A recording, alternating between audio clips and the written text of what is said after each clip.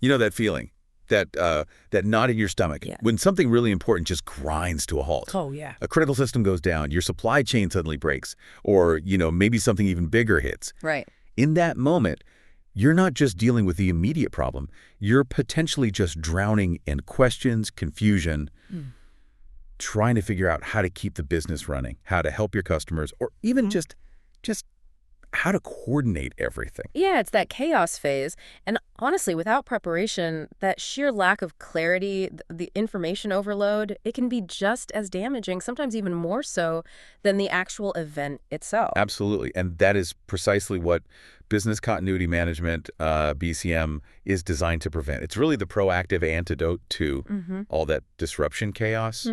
It's about building a roadmap before things go sideways so you actually know how to navigate back to normal or maybe even keep operating in a different way. Think of it like embedding resilience right into the core, the fabric of the organization. And thankfully, you don't have to just invent this roadmap from scratch. There are some really powerful guides out there. For this deep dive, we're going to cut through some of the noise and take a really close look at two major frameworks that help organizations build that resilience. Okay. We're talking about the DRI professional practices and the ISO 22301 standard, drawing directly from the sources you shared with us. Right. So our mission here really is to understand what these different guides actually offer, how they tackle that fundamental challenge of staying operational during a crisis, and, where they might offer complementary views. Kind of like comparing two expert blueprints for building a disruption-resistant building. Exactly. That's a good way to put it. And the sources you gave us lay them out pretty clearly. One is that widely recognized international standard ISO 2301, which organizations can actually get formally certified against. Yeah, that's a big one. And the other is, well, it's a comprehensive body of knowledge, a very practical framework from a leading industry institute, DRI International. It really details the specific activities and things BCM pros need to consider. So putting them side by side, which is what we're going to do in this deep dive, should give you a really powerful sort of 350-degree view of what a truly robust BCM program entails. Let's do it. Let's unpack the core ideas and highlight the most valuable insights these sources offer you. Okay, so let's start by laying the groundwork. What exactly are these documents at their core? Good starting point. So according to our source, ISO 22301 is an international standard, specifically the 2019 version, and its title is Security and Resilience, Business Continuity Management Systems Requirements. And that word requirements is absolutely key there. Unlike, say, just a guidance document, this standard is designed to build a certifiable business continuity management system, or a BCMS. Organizations can implement it and then actually demonstrate conformity through an external audit. So when you see the word shall in this standard, that flags something you must do to meet the requirements. Okay. Its fundamental purpose is really to provide a framework for establishing, implementing, operating, monitoring, reviewing, maintaining, and crucially, improving a BCMS. Right, so it gives you that structure, something you can point to and say, yes, we meet this internationally recognized standard for resilience. Makes sense. Now, the DRI professional practices. Okay, so the source describes this one as a body of knowledge maintained by DRI International. Its purpose is more about helping professionals develop, implement, and maintain their business continuity programs. Okay. And it also serves as a tool for assessing those programs. How is it structured? It's broken down into 10 professional practices covering the whole program lifecycle. So while ISO gives you those auditable requirements, the DRI practices offer much more detailed guidance and specific activities. They're really designed to reduce gaps in your program and make it more cohesive. So less about a sort of pass-fail audit. Exactly. It's more about providing comprehensive, practical steps. Okay, so the big similarity seems pretty clear. Both are guides aimed at helping organizations get better prepared for disruptions through effective business continuity management. They both point towards building resilience. Absolutely. But the essential difference really lies in their nature, their fundamental purpose. ISO 22311 is that formal, certifiable standard listing specific requirements you shall meet. Got it. The DRI professional practices, on the other hand, is a body of knowledge and a framework. It offers detailed guidance and practical activities, all organized around specific objectives. You could almost say ISO tells you what a complete system needs. And DRI helps show you how to actually build and manage the pieces within that system. Precisely. That's a great way to summarize it. And the ISO standard, it's built like other familiar management systems, right? Our source mentions it follows that plan-do-check-act cycle. Absolutely, yeah. That PDCA structure is fundamental to pretty much all ISO management systems. The main clauses of 22301, running from clause 4 through 10, they map directly onto this cycle. Okay, so how does that break down? Well, clauses 4, 5, and 6 cover the plan phase, that's understanding your context, getting leadership buy-in, and doing the overall planning. Then clauses 7 and 8 are the do phase, providing the support needed and actually conducting the core BCM operations. Okay. Clause 9 is check, evaluating how the system's performing. And finally, clause 10 is act, focusing on continuous improvement. That integration makes a lot of sense, especially if you're already working with standards like, say, ISO 9001 for quality or maybe 27001 for info security. It gives you a familiar blueprint. Exactly, it helps with integration. So let's maybe dig into some of these ISO sections and see how the DRI practices provide those detailed actions that support the ISO requirements. Sounds good. Where does ISO start? Well, logically, it starts by asking about the why and the who, your organizational context, and the leadership commitment. Okay, so that's ISO Clause 4. Context of the organization. The standard requires you to understand your organization, what it does, its internal, its external environment. Right. Who your interested parties are, customers, regulators, employees, that sort of thing, and what their needs and expectations are. Plus, any legal or regulatory obligations you have. And then, based on all that, you define the scope of your BCMS. What parts of the business are you actually covering? Yeah, you need to understand the landscape you're operating in first. Then comes ISO Clause 5, leadership. This is critical. This is where the standard explicitly says top management shall demonstrate leadership and commitment. Okay, so they can't just delegate it away. Not according to the standard, no. Yeah. They need to establish the overall business continuity policy and ensure that roles, responsibilities, and authorities for the BCMS are clearly defined and communicated. It's a very clear requirement for leadership ownership. Now, that sounds very much like the starting point for building any program, which feels like it aligns pretty closely with DRI Professional Practice 1, program management. It maps very strongly, yes. PP1 is really all about establishing, managing, and maintaining the BCM program itself. Its objectives include things like demonstrating the need for the program in the first place. Right, making the case. Getting that crucial leadership support and funding, creating the initial documentation for leadership sign-off, and coordinating the implementation across the organization. And the activities DRI lists under PP1 seem to offer those practical steps to meet the ISO requirements, right? They talk about things like actually researching all those external and internal requirements that ISO Clause 4 demands you understand. Exactly. Building the business case to show the benefits of BCM, explaining leadership accountability, which ties right into ISO Clause 5, developing a program charter that outlines objectives and scope. Which feeds back into ISO Clause 4. Right, and outlining the budget and specifically identifying the required leadership and maybe a steering committee and defining what their responsibilities are. So you see the connection. ISO says leadership shall demonstrate commitment, Clause 5, and you shall understand your context, Clause 4. DRI's PP1 gives you concrete activities like present the proposed program structure to obtain leadership support, or research legal, regulatory, and contractual requirements. It shows you how you might actually fulfill those high-level requirements. So DRI provides the practical steps for sort of getting the program off the ground with the foundations and the leadership buy-in that ISO demands. Precisely. It fleshes out the how. Okay, still in the plan phase of PDCA, ISO also has Clause 6, planning. What did that cover? This requires determining the risks and opportunities related to the BCMS itself. So not just external threats, but risks to the system working properly. How could things go wrong with our management system? Ah, okay. Interesting distinction. Yeah. It also requires setting measurable business continuity objectives. What are you trying to achieve?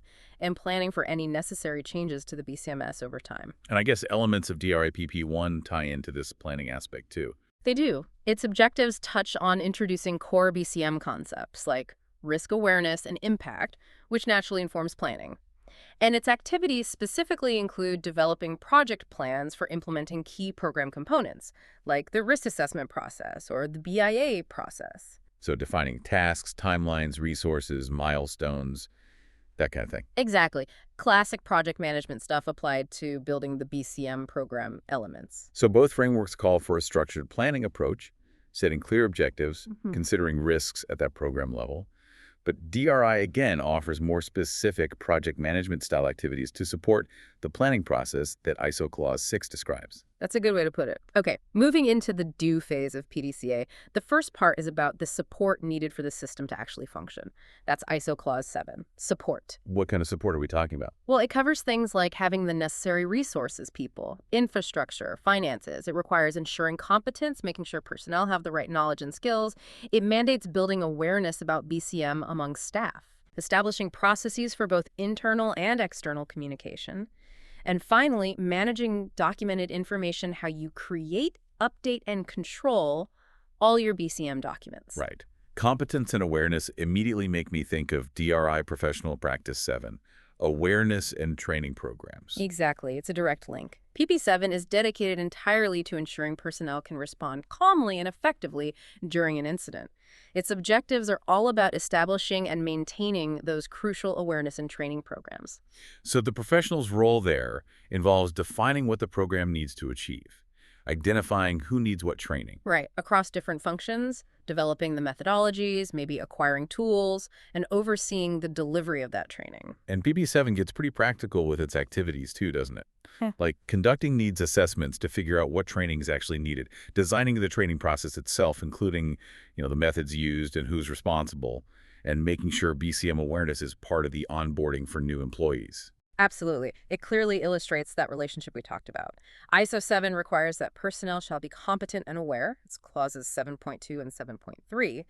DRI PP7 gives you a really detailed blueprint for how to design and implement the programs needed to achieve that required competence and awareness across the organization. And DRI also seems to touch on other support elements from ISO 7. I think you mentioned PP6, plan development, includes activities on documentation control. Yes, that aligns with ISO 7.5 on documented information.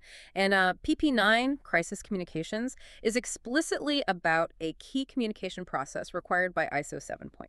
Okay, so again, both highlight that having the right resources, skilled and aware people, clear communication channels, and well-managed documents are really fundamental pillars supporting the whole BCM program's operation. Couldn't agree more. They are foundational. Okay, now we get into the heavy lifting, right? The core operational activities, the main part of the do phase. That's ISO Clause 8. Operate. Yep, this is where the action is. Our source confirms this is where the most specific BCM requirements live. It covers your day-to-day operational planning and control, conducting the business impact analysis, BIA, performing the risk assessment, defining your strategies and solutions, developing the actual plans and procedures, exercising those plans, and evaluating the plans and your capabilities. It's a big clause. It sounds like it. And I imagine this section of ISO maps to several key DRI professional practices. It does, quite a few. They really provide the detailed execution steps here. Let's start with risk assessment. Okay. ISO 8.2.3 requires it. DRI PP2 is all about risk assessment. Right. And PP2's objectives are what? To identify risk and assess their potential impact, to help decide how to mitigate them. Exactly. The professional's role involves things like getting agreement on the methodology you'll use, gathering information from various internal and external sources, figuring out the probability and impact of different scenarios. How likely, how severe, how fast it might hit. Evaluating the impact on operations, looking at the controls you already have in place, and then documenting and presenting the findings. And the activities listed in PP2 provide a lot of that practical detail, I assume. They really do. They mention collaborating with other functions like security, IT, supply chain. They talk about identifying specific hazard categories, natural, human-caused, technological. Evaluating impact across different categories like workforce impact, supply chain disruptions, cyber attacks, financial loss, reputational damage. Wow, comprehensive. Yeah, and they even get into recommending changes to controls, physical controls, cyber controls, policies, and considering risk transfer methods like insurance. It shows a very broad, comprehensive view of risk. Okay, so after risk assessment, ISO 8.2.2 requires a business impacts analysis, or BIA. And this maps to DRI Professional Practice 3, Business Impact Analysis. Correct. PP3 is focused squarely on identifying and prioritizing your critical business functions and processes and understanding the impact if they suddenly become unavailable. So what are the objectives there? Things like identifying the qualitative and quantitative impacts, customer impact, financial, regulatory, operational impacts, recommending the scope for the BIA, establishing the criteria and methodology you'll use, analyzing the data to determine those crucial metrics like recovery time objectives, RTOs, and recovery point objectives, RPOs. Down here in RPO, yeah. And identifying the resources you'll need for recovery and then presenting the results for approval. And this is where DRI probably gets really specific with the BIA activities. Absolutely. They list things like defining critical business deadlines, choosing the right tools, maybe questionnaires, maybe interviews, maybe workshops, identifying your major functions, and also key external dependencies like third-party suppliers. Crucial these days. Definitely. Analyzing those dependencies, determining the order in which things need to be recovered, the prioritization, preparing reports, draft and final, and importantly, conducting a gap analysis. A gap analysis, focusing on what? Focusing specifically on time, can we meet the RTO? Data, can we meet the RPO? And resources, do we have what we need? Our source even notes that under PP3, DRI discusses relevant insurance elements like business interruption or cyber insurance, right in the context of potential impacts and recovery needs. Okay, so once you understand your risks from the RA and your impacts and recovery needs from the BIA, you need solutions. ISO 8.3 requires defining business continuity strategies and solutions. And this aligns directly with VARI Professional Practice 4. Business continuity strategies makes sense, right? RA and BIA feed the strategy development. Yeah, logical flow. So PP4's objectives are basically to select strategies that address the gaps and requirements identified in that RA and BIA. That's the core idea. The professional's role involves using that RABIA data to identify specific strategies for both operational recovery things like manual workarounds, maybe using alternate sites, having people work from home, and also technology recovery, maybe using cloud computing or high availability solutions, multiple data centers. It also covers protecting vital records and addressing supply chain vulnerabilities. What really stands out here, based on the source, is the level of practical strategy examples DRI provides. Yeah, it's not just abstract. Beyond general ideas, they list specific operational strategies like reciprocal agreements with other companies or having dedicated recovery sites ready to go. For technology, they mention specific solutions like those multiple data centers or high availability setups. And for manufacturing, too. Yeah, they even detail specific strategies for manufacturing like planning to shift production to another plant or maintaining extra inventory or designing for excess capacity or having outsourcing options ready. That's quite detailed. It is, and TP4 really emphasizes assessing the costs of these different strategies, doing that cost-benefit analysis and getting approval for them, always linking them directly back to meeting those RTOs and RPOs identified in the BIA. It also reinforces the role of insurance again, listing various types like contingent business interruption as a strategy for financial recovery or supporting resource acquisition during recovery. Okay, strategies decided. Now you need the actual plans. ISO 8.4 requires business continuity plans and procedures, and this maps to DRI Professional Practice 6, Plan Development and Implementation. You got it. PP6's objectives are all about documenting comprehensive plans for how you're going to continue operations during disruptions. The professional's role involves structuring the plans based on those approved strategies, defining the teams and their roles, coordinating the documentation of all the recovery procedures for operations, for infrastructure, and then publishing the plans. And the activities detail things like designing the plan structure itself. Yeah. Governance, scope, activation procedures. Exactly. All of that. And DRI goes further by listing different types of plans that might be needed. Oh, not just one big plan. Well, you might need several, depending on your structure, not just the core business continuity plans for functions, but also maybe incident management plans focusing on the immediate response, life safety, command and control, crisis management plans for managing communications and the wider impacts, technology recovery plans, obviously, and even specific procedures for activating your recovery sites if you have them. That makes sense. Different levels of response. Right. And they really stress the importance of documentation control, confidentiality, and making sure the plans are accessible. Even if your primary IT systems are completely down, you need to be able to get to them. Good point. Okay, so beyond just having the plans written down, you need to be ready to respond when something actually happens. ISO 8.4.2 talks about establishing a response structure. Involving internal and external resources. And ISO 8.4.3 requires warning and communication procedures. This sounds like where DRI Professional Practice 5, Incident Preparedness and Response, comes in. Absolutely crucial. PP5 focuses on understanding the different types of incidents you might face and building an incident management system, or IMS, to protect people, property, operations, and the environment during an event.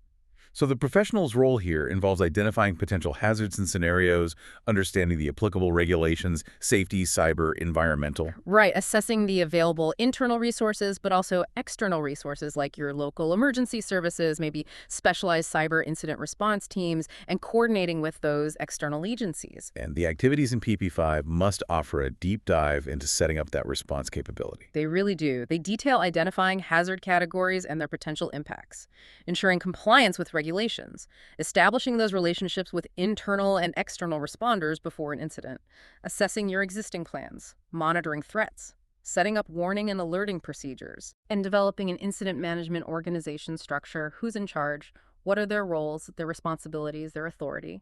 They also cover establishing an emergency operations center, or EOC, whether it's physical or virtual, and defining how it operates. This practice clearly ties into PP9 on crisis communications and PP10 on coordinating with external agencies. Right, and speaking of communication, DRI Professional Practice 9 specifically addresses crisis communications, which seems like essential support for that ISO 8.4.3 requirement for warning and communication. Yes, absolutely. PP9 is entirely about creating and maintaining a plan for timely and effective communication with everyone who needs information during a crisis: internal staff, external stakeholders, regulators, the media, families. So the professional's role includes designing, developing, implementing that plan, training the team, exercising it, updating it, the whole life cycle. Exactly. And the activities get very specific. Identifying all those internal and external interested parties. The source lists tons of examples, from employees and customers to suppliers, investors, and the local community. Developing the notification processes, covering the tone, the content, the frequency, and the means of communication.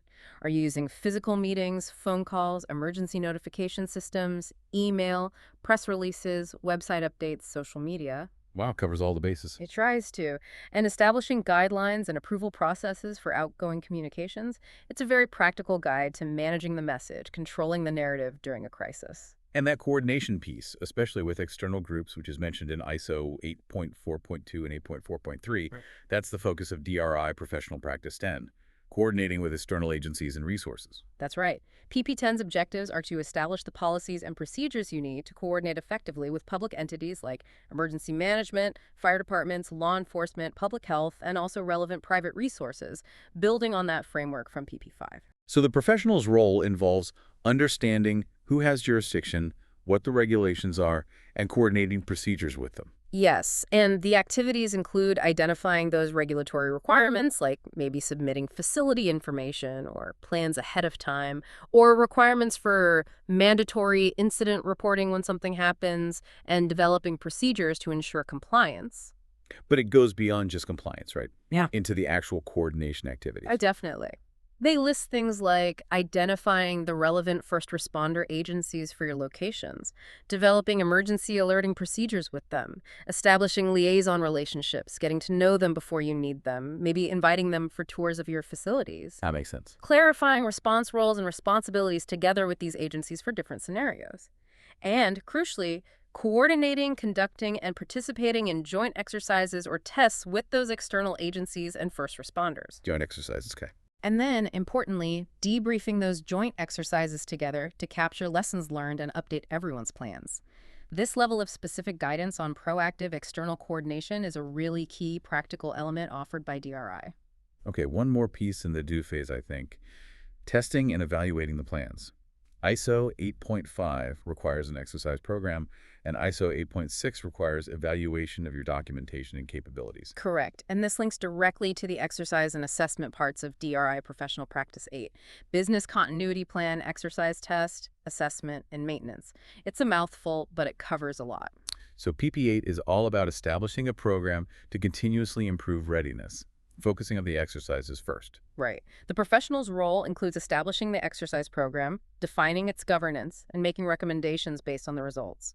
The activities detail developing the exercise program itself, including defining clear objectives and evaluation criteria like, are we measuring performance against the RTO and RPO goals we set in the BIA? Makes sense? Identifying different types of exercises you can conduct, from simple walkthroughs and tabletop discussions to more complex functional exercises or full end-to-end tests, maybe even integrated exercises involving those external participants we just talked about in PP10. Okay, so different levels of testing. Exactly. Planning the logistics, actually conducting the exercise, and then running those vital post-exercise debriefs to capture lessons learned and define clear action items for improvement. So it seems really clear how ISO Clause 8 provides those crucial, auditable requirements. Right. You shall conduct a BIA, you shall identify strategies, you shall develop plans, you shall exercise. Right. How was? And the DRI professional practice, especially PPs, 2, 3, 4, 6 for the core planning, plus 5 for response, 9 for comms, 10 for external coordination, and the exercise part of 8 provide that incredibly detailed guidance and specific activities on how you might actually perform those requirements. Exactly. What criteria do you use for the BIA? What are some examples of different strategies you could consider? What are the key components of a robust plan? How do you actually run a useful debrief after an exercise? DRI offers that comprehensive how-to playbook that really supports the what-to-do framework of ISO Clause 8. Okay, that covers the do phase. Let's shift gears to the check phase of PDCA. That's ISO Clause 9, performance evaluation. What does the standard require here? This is where you step back and look at how things are working. The standard requires you to regularly monitor, measure, analyze, and evaluate the performance of your overall BCMS. Okay. It also requires conducting internal audits of the BCMS to ensure it conforms to requirements and is effective, and holding formal management reviews where leadership looks at the performance data and audit results to make sure the system is still suitable, adequate, and effective for the organization. And this maps significantly back to DRI Professional Practice 8 again, specifically the assessment and audit parts. It does. PP8's objectives explicitly include establishing assessment and maintenance programs and establishing an audit process. So the activities listed under PP8 for assessment and audit provide the steps for actually doing these checks. Pretty much, yeah. They cover establishing a schedule for conducting audits, including self-assessments or what they call first-party audits, preparing for different types of audits. You might face internal audits, maybe audits by customers or suppliers, or regulatory audits, selecting the right tools. And they detail the audit activities themselves, reviewing program requirements, documentation, plans, exercise results, change control processes, the whole lot. Does it mention following up on findings? Yes, crucially, DRI also includes reviewing the organization's response to audit findings and verifying that any corrective actions have actually been completed and documented. The source notes that within DRI's document, the term audit is used pretty broadly to include both formal audits and maybe less formal assessments. Okay. And didn't we mention DRI PP1, program management, also had elements related to checking? We did. That practice also includes activities like overseeing the ongoing effectiveness of the program, monitoring compliance with regulations or standards, and importantly, reporting on program status and performance to leadership through scheduled status reports. Ah, so that feeds right into the management review. Exactly. Those activities directly support the monitoring, measurement, and reporting aspects required by ISO 9.1 and provide the critical information needed for that management review mandated in ISO 9.3. So bottom line, both frameworks agree it's absolutely essential to regularly check up on your BCM program, see how it's performing, find where the gaps are through audits or assessments, and formally review the findings with leadership. Yep. And DRI PP8, along with elements of PP1, provide those detailed processes and steps for conducting the necessary checks that ISO Clause 9 requires. Okay, finally, we move to the ACT phase, making things better. That's ISO Clause 10. Improvement. What's required here? This is about closing the loop. The standard requires you to manage nonconformities, basically, anything that doesn't meet the requirements of the standard or your own BCMS. Okay. And you have to take corrective actions, not just to fix the immediate problem, but to address the root cause and prevent it from happening again. It also requires you to pursue continual improvement of the BCMS, making it better over time based on your evaluations, audit results, and any changes affecting the organization. And this loops back to DRI Professional Practice 8 again, the maintenance and improvement parts this time. Exactly. It maps directly to ISO 10.1 on corrective action and 10.2 on continual improvement. PP8's objectives related to maintenance include establishing a planned maintenance program, setting the method and schedule for keeping plans current, defining who owns which plan, creating procedures for updates, and importantly, establishing a change control process for the plans. This ensures that plans are systematically updated based on recommendations from exercises and audits or organizational changes. Got it. And for the improvement part? For improvement, PT8 activities specifically detail conducting those debriefing sessions after exercises to identify lessons learned and necessary actions for improvement. They talk about documenting an action plan to implement these recommendations, monitoring the progress on those actions, and updating plans based on that feedback. And the audit follow-up.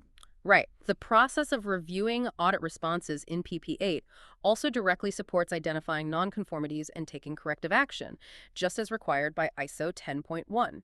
And I think you mentioned even PP10, coordinating with external agencies, had a tie-in here. Yes, a small but important one.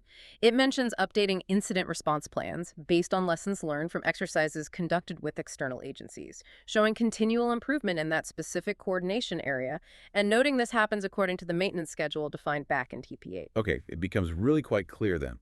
Both frameworks firmly establish that BCM isn't some static project you just finish and put on a shelf. Definitely not. It's a dynamic, ongoing cycle. Plan, do, check, and crucially, act or improve.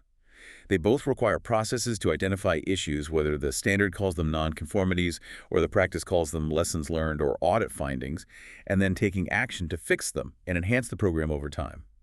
And DRI PP8 provides the real nuts and bolts for that ACT phase, the detailed activities and processes for managing plan maintenance, handling changes, capturing those valuable lessons learned, responding effectively to audits, all the practical steps needed to achieve the continual improvement required by ISO Clause 10. So if we sort of zoom back out now and look at the relationship between these two key resources, what's the big picture takeaway?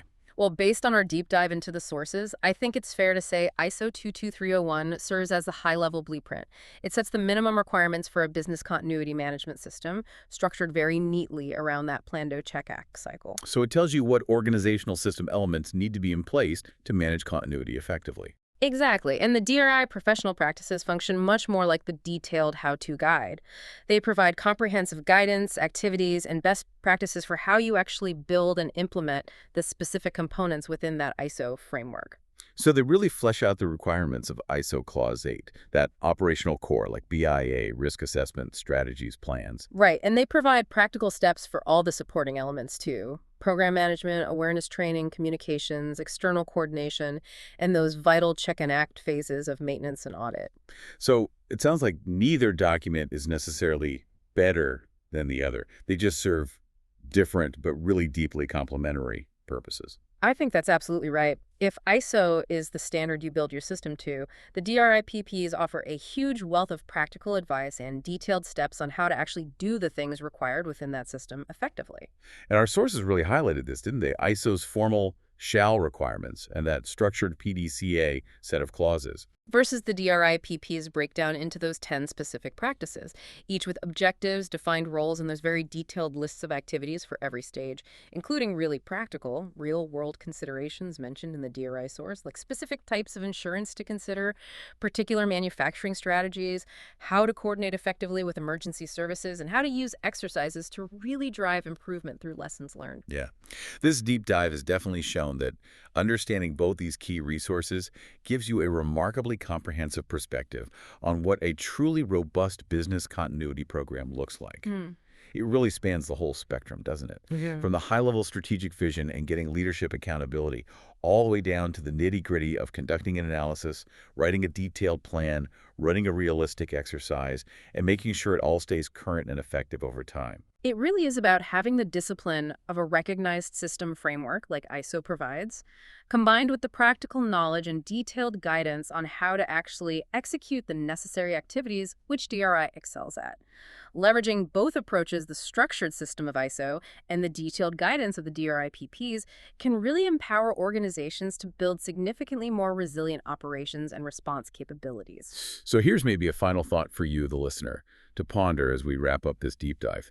Given that ISO 23301 is designed as that formal, auditable standard focused on the management system itself, Right, the structure and requirements. and the DRI professional practices offer such comprehensive guidance on the actual activities and practices within a BCM program, how might an organization's real-world resilience differ if they focused only on meeting the auditable requirements of the standard versus if they deeply embraced and implemented the detailed practical guidance found in the professional practices?